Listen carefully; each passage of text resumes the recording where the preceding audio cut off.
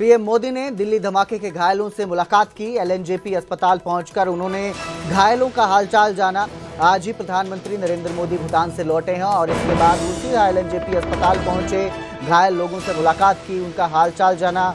आपको बता दें, जानकारी के मुताबिक इस धमाके में 12 लोगों की मौत हो चुकी है अब तक और 20 लोग घायल हैं जिनका इलाज चल रहा है। इन्हीं से मुलाकात करने प्रधानमंत्री नरेंद्र मोदी एलएनजेपी अस्पताल पहुंचे थे। अपने भूटान दौरे से लौटने के बाद वो सीधा अस्पताल पहुंचे, पीड़ितों से जाकर उन्होंने मुलाकात की।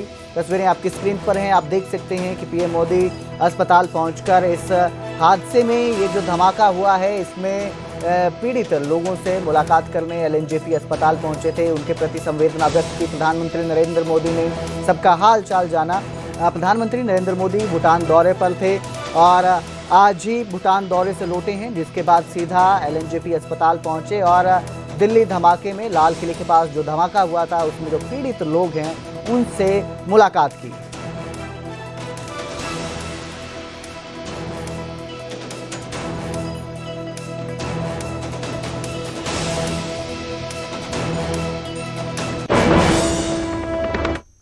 तो उधर फरीदाबाद की अल फलाह यूनिवर्सिटी में एनआईए की टीम पहुंच चुकी है। टीमों ने कैंपस में पहुंचकर छात्रों से पूछताछ शुरू कर दी है। यूनिवर्सिटी के परिसर को पूरी तरह से आइसोलेट किया गया है। वहीं अस्पताल प्रशासन ने तकरीबन 50 लोग अलग से तैनात किए हैं।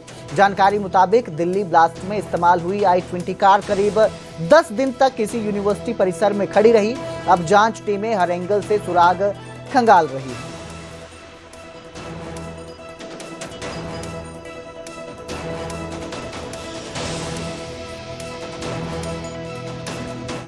तो फरीदाबाद की अल फलाह यूनिवर्सिटी में क्राइम ब्रांच की भी कई टीमें पहुंची। जांच का दायरा आरोपी डॉक्टर के ठिकानों तक भी फैलाया गया। यूनिवर्सिटी परिसर में पुलिस, क्राइम ब्रांच और अन्य एजेंसियों की संयुक्त मौजूदगी ने पूरे इलाके में हलचल मचा दी। मामला बड़ा है और जांच की रफ्तार भी अब तेज हो चुकी है। क्राइम ब्रांच ने अपनी रफ्तार बढ़ा दी है जांच की।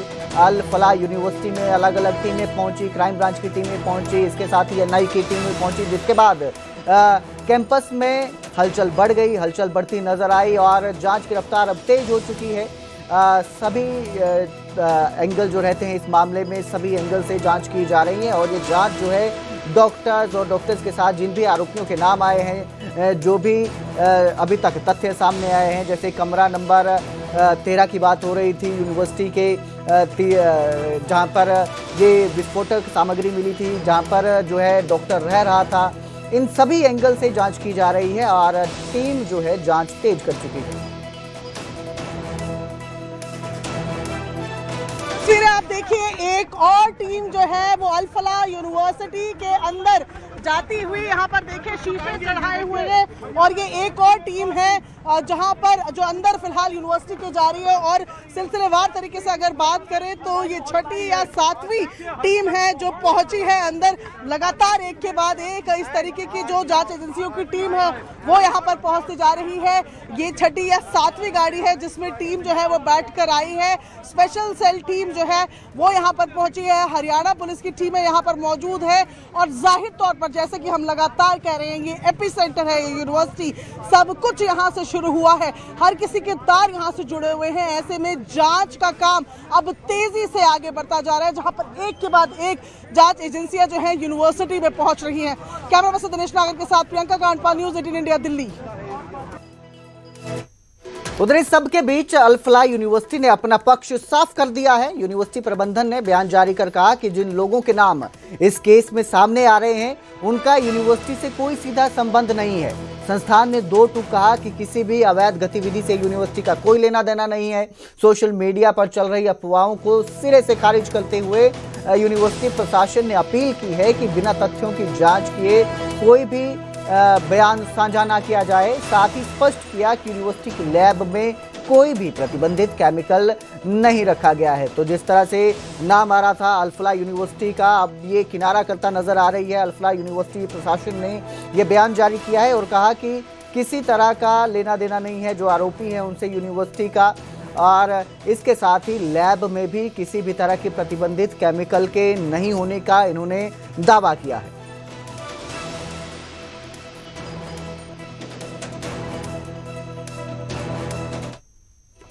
दिल्ली ब्लास्ट की पड़ताल अब उन गवाहों तक पहुंची है जिन्होंने हादसे की भयावहता सबसे पहले देखी। एलएनजेपी अस्पताल के बाहर एम्बुलेंस ड्राइवर जाकिर से हुई बातचीत में उसने उस रात का खौफनाक मंजर याद किया। बताया कि जब वो लाल किले के पास पहुंचा तो सड़क पर चारों तरफ शवों के अंग बिखरे पड़े थे, जिनको खुद इकट्ठा कर एम्बुलेंस में रखा।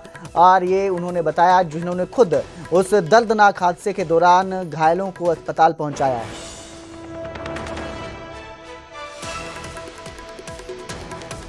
वो लोग थे जो लोग सबसे पहले लाल किले के ठीक सामने स्पॉट पर पहुंचे और इन्होंने क्या देखा और इन्होंने क्या किया, ये सीधा इनसे बात करते हैं। क्या नाम है आपका? मेरा नाम जाकिर है।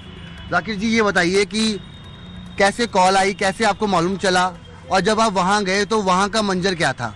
सर, हमारे पास कॉल नहीं आई थी। हमारे जो बीट इंचार्ज हैं उन्होंने हमें यहाँ से भेजा था कि आप लाल किले जाओ। धमाके की हमें जो आवाज़ थी वो यहाँ तक आई थी। अच्छा। जब वहाँ पहुँचे थे तो वहाँ पहुँचने के बाद मंजर कुछ ज़्यादा ही बुरा था बहुत। जब हम पहुँचे वहाँ पे तो वहाँ पहुँचने के बाद में हमें 4 बॉडियाँ मिली थी, जिसमें एक बॉडी वैगनार के ऊपर पड़ी हुई थी, वो भी बिल्कुल फटी हुई थी, और एक जो ज़मीन पर पड़ी थी वो भी बिल्कुल फटी हुई थी। उसका हाथ पैर का कोई पता नहीं था। जब उसे उठाया था तो मतलब हालत ज़्यादा ही कुछ गंभीर थी वहाँ पे। और उसके बाद में जब हमने बॉडी उठाई है, बॉडी उठा के 2 गाड़ी में भेज चुके थे पहले यहाँ पे। जो तीसरी हम उठाने गए थे उसका हाथ पैर का पता नहीं था, तो वो बॉडी के पैर हम उठा के लाए थे। और जिस हिसाब से टुकड़े पड़े हुए थे वो टुकड़े जो है 500 मीटर की दूरी पे बहुत सारे टुकड़े पड़े हुए थे, छोटे छोटे। मंजर बहुत ज़्यादा ही बुरा था। जब हम पहुँचे थे हमारे पे कोई कॉल नहीं आई थी, कोई ऐसी वो नहीं थी। हम गए थे अपनी मर्ज़ी से और सारा जो भी हमने करा अपने फ्री सेवा करा है। ये बताइए कि जब बॉडीज यहाँ वहाँ पड़ी थी तो उनको बटोरना, इकट्ठा करना, ये तो उस वक्त कितना तकलीफदायक होगा, ये कैसे किया आपने? वो सर मैं बस यही था कि हिम्मत थी तो कर लिया। अगर हिम्मत नहीं होती तो नहीं कर पाते। हिम्मत थी तो टुकड़े बीने, वहाँ पे कई दूर तक टुकड़े बीने हैं। टुकड़े एक एक करके बीने, तो हाथ भी एक पैर मिला था और टुकड़े मिले थे बहुत सारे, तो वो टुकड़े बीन के यहाँ हॉस्पिटल में फिर जमा करा दिए थे। आपने सारे टुकड़े बीने और इसी एम्बुलेंस में, इसी एम्बुलेंस के अंदर, ये तस्वीरें देखिए, इसी एम्बुलेंस के अंदर तमाम लोग आए। मतलब आपने एक एक बॉडी उठाई अपने हाथ से, और मतलब तो आपका हाथ खून हो गया होगा। गिलफ्स पहन रखे थे मैंने। गिलफ्स थे मेरी गाड़ी में, गिलफ्स से उठाए थे मैंने। एक एक टुकड़ा 500 मीटर से उठाया था, क्योंकि टुकड़े जो है बहुत ज़्यादा ही दूर तक गिरे थे। लाल मंदिर है, उसको पार कर चुके थे टुकड़े गिरने के बाद। जो सामने जैन मंदिर था उसके पार, क्योंकि हमने देखे कि जैन मंदिर के अंदर भी कई पार्ट्स पहुंच गए थे। तो आपने जब आप आए, पहुंचे, तो आप कितनी बॉडी लेके आए? हम जो है एक ही लाए। हम 4 जने गए थे, 4 जने 4 गाड़ियों में लेके आए थे बॉडी, एक एक बॉडी। और वो चारों स्पॉट डेथ, चारों स्पॉट खत्म थे और चारों मेल बॉडी थी। हाँ। लाल किले के बाहर हुए धमाके की तस्वीर अब उजाले में और साफ दिख रही है। जिस i-20 कार में आतंकी सवार था उसने लाल बत्ती के नीचे ही ब्लास्ट किया और कुछ ही सेकंड में चारों तरफ तबाही मच गई। धमाके की तीव्रता इतनी थी कि पास खड़े लोगों के शरीर के हिस्से दूर दूर तक जा गिरे और पूरा इलाका खून और चीखों से भर गया। और इसी जगह की जांच के लिए एनआईए की टीम भी पहुंची है। जांच की जा रही है इस जगह की, और दिन के उजाले में ये जख्म और भी ताजा नजर आ रहे हैं।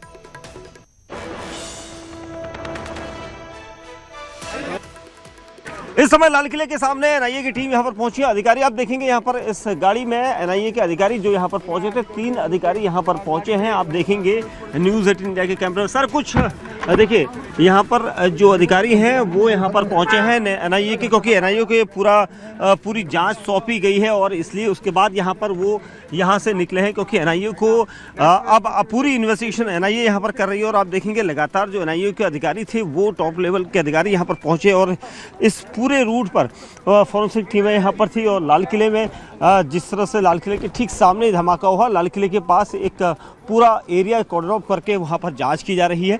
और इसलिए जो यहाँ पर फैक्ट फाइंडिंग चीज़ें हैं वो यहाँ पर से कलेक्ट करके टीमें यहाँ से लेकर गई हैं, क्योंकि एनआईए अब इस पूरे मामले की जांच कर रही है। इसमें कुछ अरेस्टिंग हो सकती है और इससे पहले भी, क्योंकि ये पूरा जो सिंडिकेट है, जो मॉड्यूल है, उस मॉड्यूल से जुड़े हुए जितने लोग हैं उनको अब एनआईए अपनी कस्टडी में ले रही है। और इसलिए अब जाँच का दायरा जो है एनआईए ने इस लाल किले के आसपास का बनाया हुआ है।